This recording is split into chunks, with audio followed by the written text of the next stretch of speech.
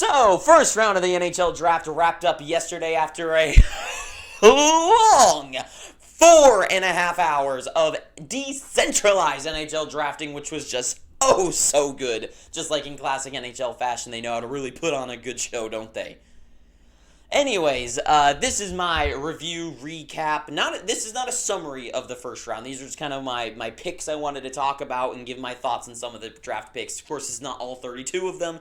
It's not everything that happened. These are just the parts that I really wanted to talk about. And yeah, so let's just jump right on into it with the beginning of Gary Bettman giving a long and boring talk about how this draft is going to work. I think they could have just let it play and we would have understood. But I gotta tell you, decentralized draft, the idea of it is fine. I mean, I think it's cool that the NHL was the last major league sport that actually had all the GMs there sitting there. Like, it is kind of cool, especially in recent, last year's.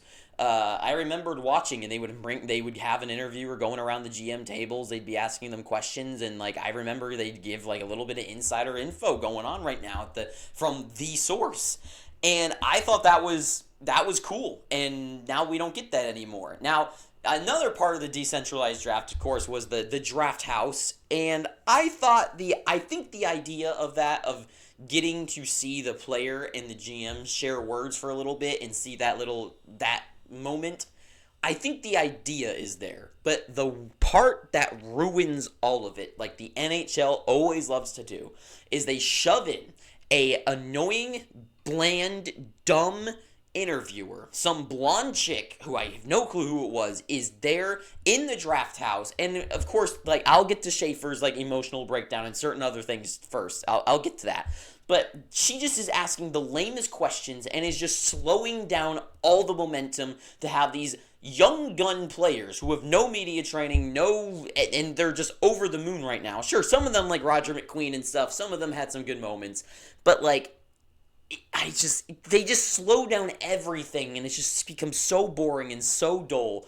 And yeah, I hate it. And then Leah Hextall, of course, just ruins the moment again because she just has the weirdest interview questions. And the whole commentary table of Kevin Weeks and Megan Chayka and Emily freaking Kaplan and John Boot, every personality sucks. Right now, on the round 2 of the draft that is playing on my screen over there, immediately, but if that was who was on the table in the first part, they're actually making jokes. They're actually entertaining, and it's Tony Granato, who has tons of experience of the NHL and how it works. NHL's director of scouting.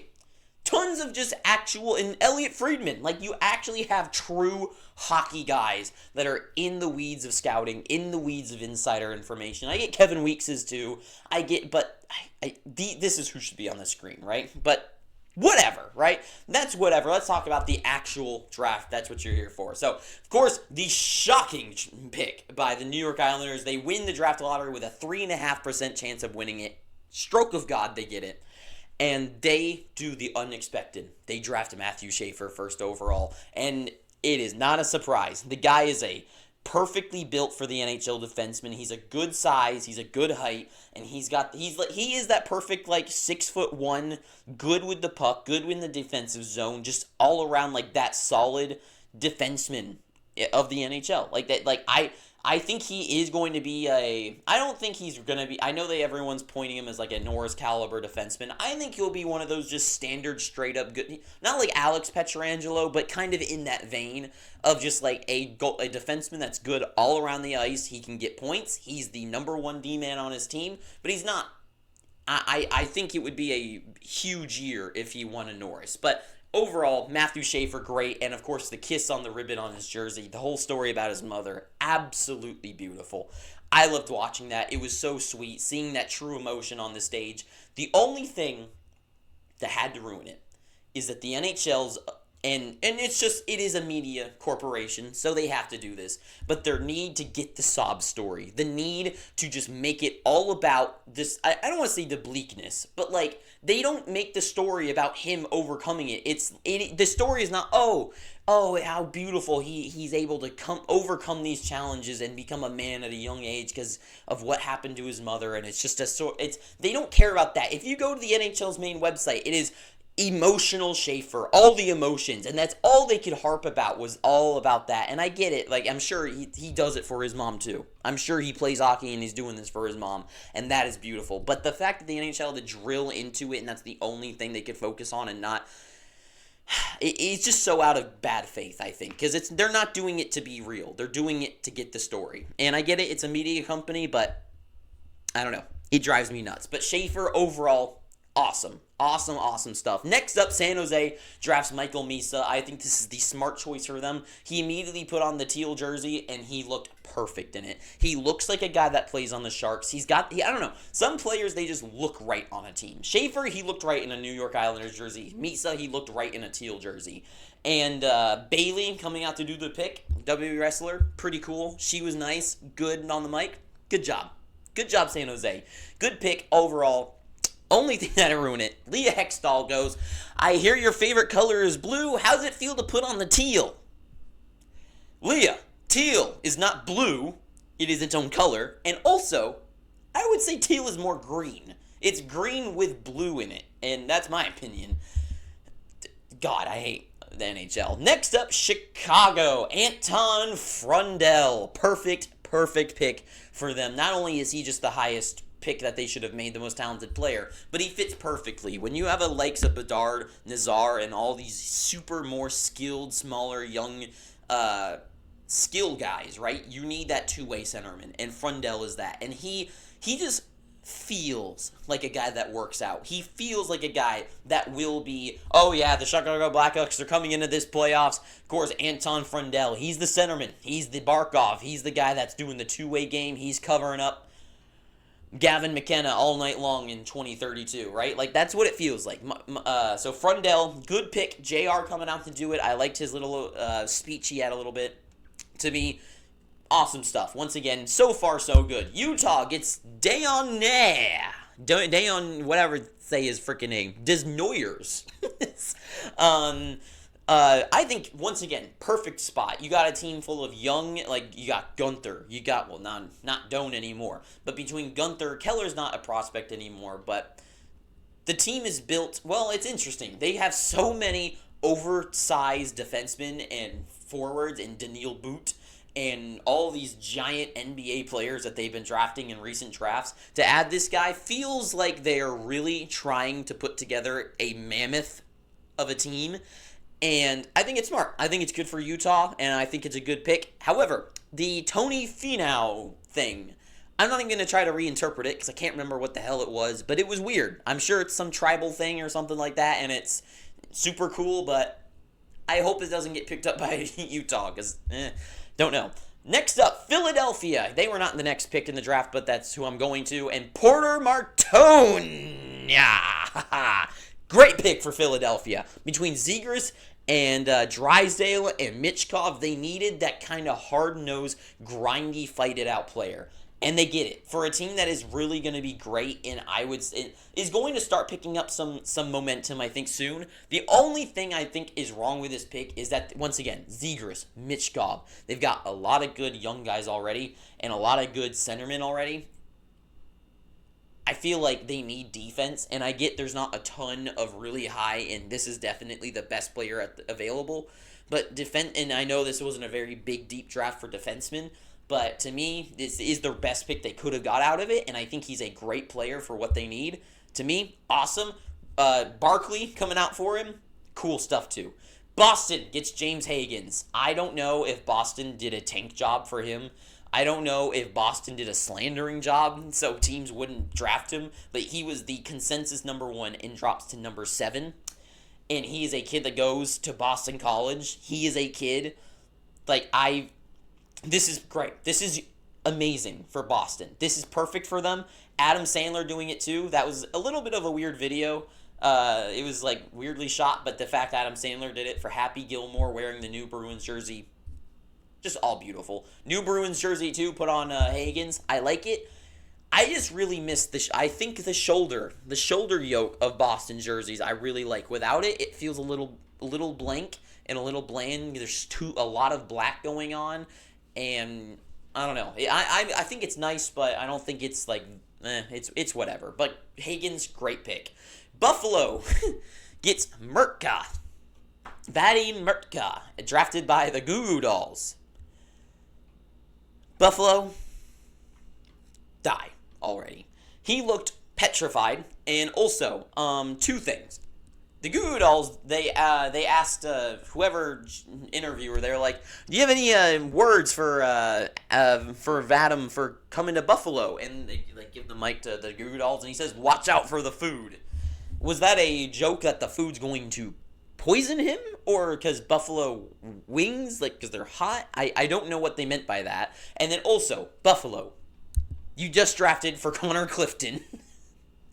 And you drafted Murtka as a defenseman.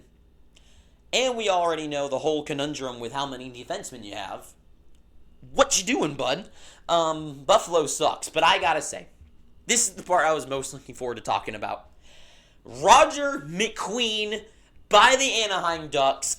My new favorite player. This guy, he's got a smile that is so goofy. He's got the happiest face on him all the time. He looks so ecstatic, and he's so huge, and I know he plays a hard game, and he is just, now he's going to Disneyland in a helicopter. He's there, and also, God, the NHL persistence to suck at everything is he's there. They show him in Disneyland with Donald Duck, and the guy's like, John Buchacross is like, is that Daffy? It's a kind of duck with a French hat. What? How? I don't understand how do you not know it's Donald? But that's regardless. Anyways, Roger McQueen, they take a picture with him with Lightning McQueen, drafted by the Anaheim Ducks. I hope they freaking change that jersey. The uniform sucks. Jersey's fine. I think the orange pants and the orange helmet and the orange gloves, over the top. If those were all black, I think it would look fine. But Roger McQueen, that giant man in a bunch of orange, is going to be ridiculous looking. But I hope he's a guy that really makes it. I hope he goes to a team I love one day. Because, damn, I love that guy. This guy looks awesome. If there's one player I hope makes it in this draft, it's him. I gotta say. Next up, Pittsburgh. Now, Pittsburgh has back-to-back picks. They are a team that I personally believe, I know the commentators were trying to make a point that they've got, Rutger McGroarty now, and they got a ton of young guys in the AHL, the Penguins, the Wilkes-Barre did good, and I don't give a flying fuck about what the commentators have to say. This is a team that is desperate for a deep prospect pool. This is a team that needs a complete shift in direction. I don't think you trade away Crosby, but if they do, then that's even better, I gotta say. This is a team that needs as much of a prospect pool as they possibly can put together. And instead, they trade away one of their back-to-back picks after drafting Kindle, who was supposed to go later in the draft, and they trade it to the goddamn Flyers! And then the Flyers, they draft a guy who I think is a strong power forward and feels like, once again, another player that is going to really work out. And they gave that to their rival. And then later on, the Pittsburgh Penguins, they draft Horkoff, who is a long developmental player that feels like, and once again, another guy that is going to be a maybe fringe NHL player that kind of breaks the roster when he's 25 or something, and he's an okay lower ranked guy, but I don't even know. Pittsburgh, Kyle Dubas, you are an idiot. I hate you. You suck at your job. Next up, Detroit. I didn't even mention who they drafted. Carter Bear is who they drafted. I think that's an okay pick, but to have him from Full House, that was so cool. That was a really cool moment. I think he did awesome delivering. I think he did a great job. Dave, now Collier, however you say it, I watched him all the time growing up, and I know I'm a child, so that doesn't really mean a whole lot to all those older people watching, but I thought that was so cool. Detroit, super cool, but once again, the guys are playing, kind of sucks, not a fan. New York Islanders, though, once again, they are so far my favorite of the draft. They draft Victor Eklund, who, in my eyes, watching the World Juniors, he looked phenomenal. I'm surprised he dropped all the way down, 17th, 16th. And then Keyshawn Atchison, however you say his name. these two guys, I don't know much about Atchison. Watching Eklund in the World Juniors, he looked amazing. But from what all the commentators, scouting guys said on the thing, and his clips and his numbers and stuff, to me, oh man, I'm loving this. I am loving this for the New York Islanders. Winners of the draft by a mile. Not just because of the first overall pick, but what they did with their 16th and 17th for Noah Dobson. And if they break down that roster a little bit more, like I said in my video, I'm a big fan. Big fan. Columbus, they go off the board and get Andrianov, however you say it. First Russian player drafted. He's a goalie. And I gotta say, the lack of draft, and I get certain teams like Finland have been sucking lately, but because Russia doesn't get to go to the World Juniors and they've been more in a cloud of mystery, I think the teams that are finally drafting these Russian players in the second round, like the Canes, are smart. I think Russia is a top at least 5 hockey country in the world that consistently produces superstars. And the fact to me that we aren't drafting them in the first round, I don't know if it's a scared because of the whole new cutoff for the age of 22. It started last year or the year before that as well due to the war, so of course there's more of a cloud of mystery to who we're drafting. But to me, I think this is a great pick for Columbus. I think it's interesting they went with the best Russian goalie, and I know Russia produces the best goalies in the world, of maybe against America. But to me, I think the teams that are finally going with Russian players and maybe off the board to Europe, I think are smart, because I do not believe for half a second that out of the 32 first-round picks, that only, 4 or 5 were not American or Canadian is crazy. I know the rest of the world, I know we're in kind of in like a superpower world right now for hockey in America and Canada, but especially with Russia being a cloud of mystery and no one's drafting there, I think teams that are finally going there are very, very, very smart. Chicago, Nestor Still and West. I think this is really smart. I think they fit the lineup perfectly. Love it. No, nothing, not too much to say about that. Ravensburgen for San Jose, drafting a right-handed goaltender, not right-handed, right-catching, and compare him with Askarov. I think it's interesting. 2 right-handed goalies, or right-catching goalies, which is an anomaly in the NHL, which I know I'm just stealing the words of the guy that said that on the panel, but that's the best word to put it. But I think it's interesting. Askarov is clearly the goalie for the sort of now and the super close future.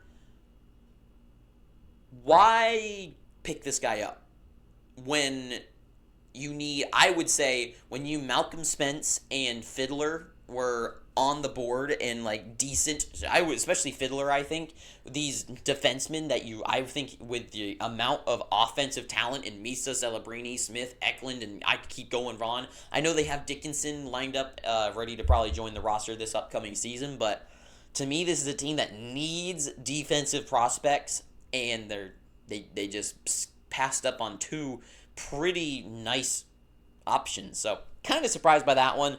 And to finish out the draft, the first time ever, pause for effect, the first time ever an ASU buddy, first ASU player ever to get drafted into the first round. Awesome.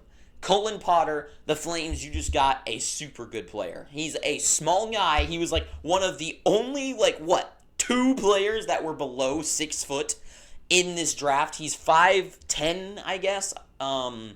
He is phenomenal. Easily. I've been to a lot of NHL games. This guy is the fastest player I think I've ever seen. He is so quick, especially in a straight line. Maybe when he gets turning and stuff, especially because he's smaller, he could get easily knocked off the puck. But when in a straight line and he gets to skate down the ice in those open spaces, he is the quickest guy I've ever seen. He is super good. He went to college at 17 and already was super good rookie with ASU. And it's not even an amazing team, ASU. I mean, ASU was pretty strong this year, but to me, Colin Potter, great pick for Calgary. Forks up for them. Good job in that draft. Good job, Colin Potter. But yeah, overall, this draft, was it an absolute snooze fest? Yes. Was the freaking Nikki Glazers coming out horrible? Yes. Commentary, horrible. NHL trash. Trade button, stupid. But the draft itself, the actual essence of what happened, I think it was a good draft overall for most of the teams, and I like everything. So that is all I got to say about the draft. I know this was a long video, but I had a lot to say. So thank you for watching. If you've enjoyed this video, thank you. Please subscribe. Too sweet. Have an amazing day, and ta-ta for now.